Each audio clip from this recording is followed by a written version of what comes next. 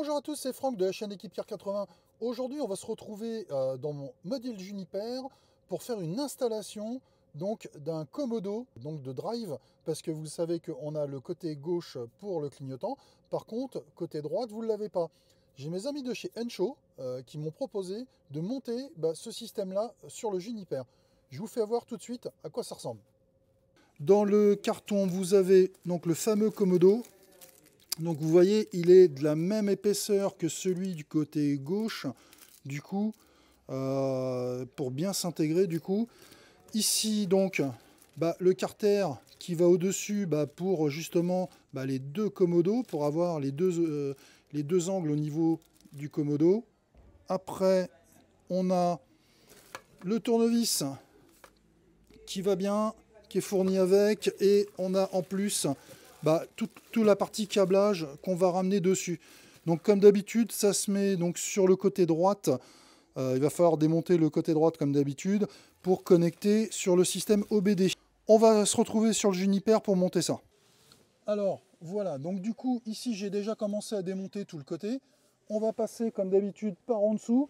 Ici je vais redémonter de ce côté là pour passer mon tire-fil jusqu'à là, comme on avait fait le dernier coup.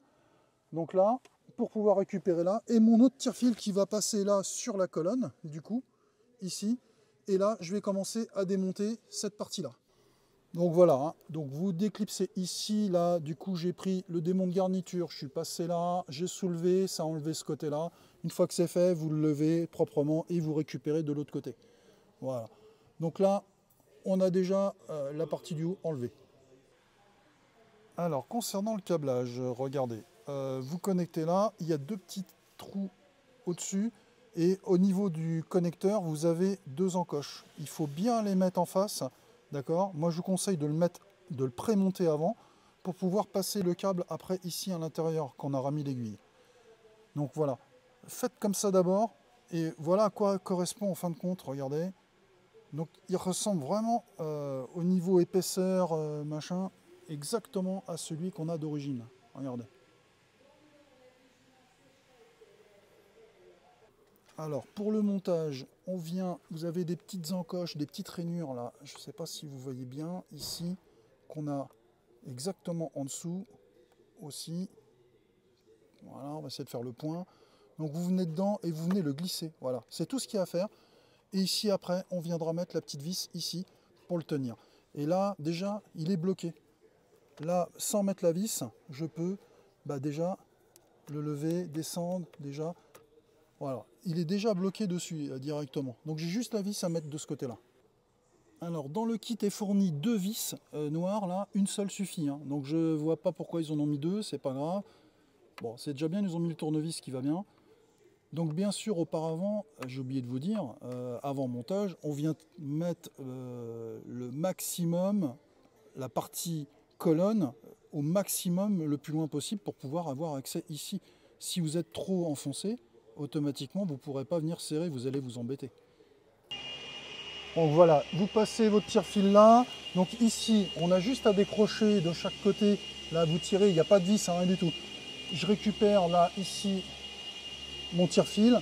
Donc du coup, là, je vais démonter ici, au niveau de la rotule, là, en dessous, je vais démonter le cache pour passer un câble de là à là, enfin un tire-fil, pour pouvoir passer mon câble de là. Et après, on fera exactement la même chose de l'autre côté pour récupérer le fil. Donc voilà, j'ai passé un, comme je vous ai dit, là, et je reviens sur celui-là. Donc là, vous voyez, je tire, il n'y a pas de souci.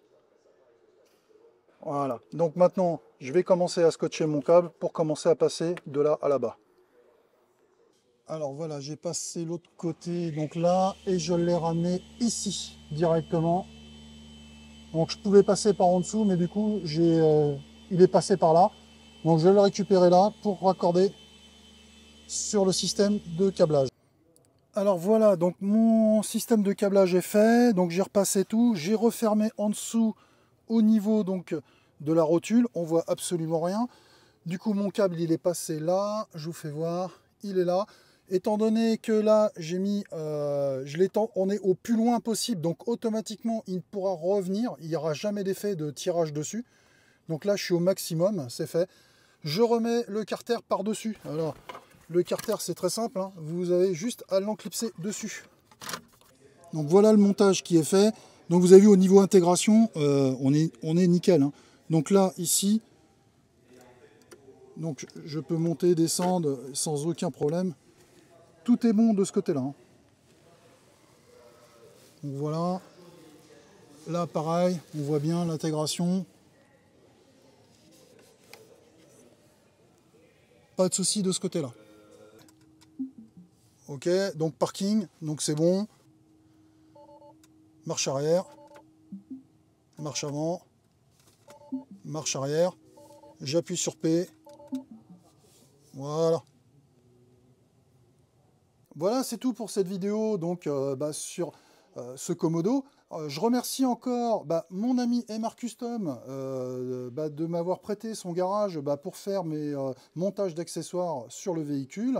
Et je remercie aussi surtout mon partenaire Encho qui me fait confiance pour faire la démonstration sur le véhicule. Franchement, c'est une très belle intégration, ça va très bien. Alors pour ceux qui justement ça leur manque, le Komodo, comme on avait auparavant sur les anciens modèles, il n'y a aucun souci, vous pouvez y aller les yeux fermés, ça marche très bien. Et donc c'est du filaire, donc du coup il n'y a pas de problème au niveau des batteries ou autre chose. Voilà, ça fonctionne très bien, franchement. Merci pour les abonnements, merci pour vos pouces, et je vous dis à très bientôt pour d'autres tutos et d'autres vidéos sur la chaîne Equipcar 80. Au revoir.